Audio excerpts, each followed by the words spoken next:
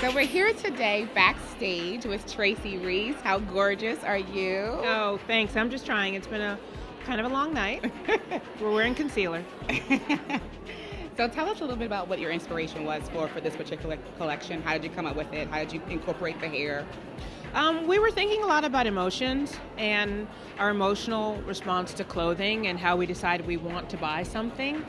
And that sort of became this outline for the fall collection, everything from, happiness, sadness, aggressiveness, opposite emotions a lot, stoicism, exuberance. And we wanted that to play out in the clothing, to play out in the outfits, the accessories, and definitely the makeup and hair.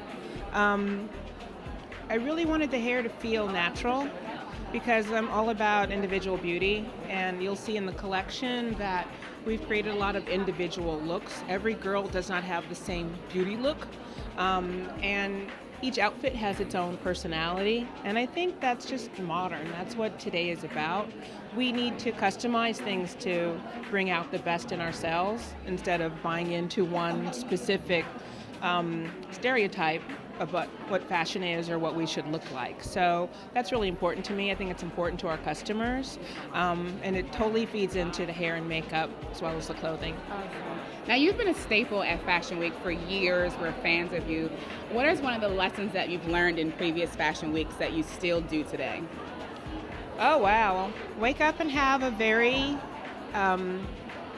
quiet morning, do a little meditation. I read my daily word and kind of keep it all at bay and, think positive thoughts. Empower my team who've been working hard and they're extremely tired, but they're super excited. Definitely empower the models because they're going to go out and show these clothes, and I want them to feel great and look great and feel like they look great. Mm-hmm. So all of those things are important, but I think just remembering that everybody is here in a supportive way, whether it's a buyer or press in the audience or these amazing hair and makeup teams. Everybody's here to create something wonderful together, and that makes it more exciting than scary. Now we're heading into spring 2014. Yep. Hello. What are some of the trends that you think you're going to see? So many. Sheerness was a big trend. I think the return to femininity. Everything is not as harsh as it's been the past few years, which is wonderful for us. And I think just that push toward self-expression, it begins now. I think designers had so many different voices, and I think not being afraid to have your own voice is important as a designer and as a customer. Now, what are some of the things that we should have in our closet? I'm a fashionista, have blazers and things like that, but what are the staple items that we must have in the closet according to Tracy Reese? I always need a great dress. I think it gets you out of 1,000 jams. If you've got an event to go to, or you wake up in a hurry and you've only got time for one great piece, or you're traveling and you can't take multiple items, you need awesome dresses in your wardrobe. Now, one last question. Yep. What hair advice would you give to yourself at 14? Oh, God, at 14, what was I doing? Started high school. My Aunt Rose had 2 beauty shops, and we used to go there every 2 weeks, and so we had... Your hair was dead. My hair was dead.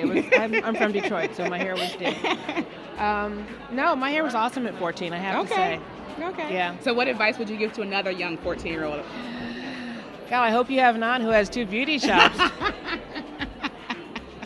That's good advice. Experiment, have fun.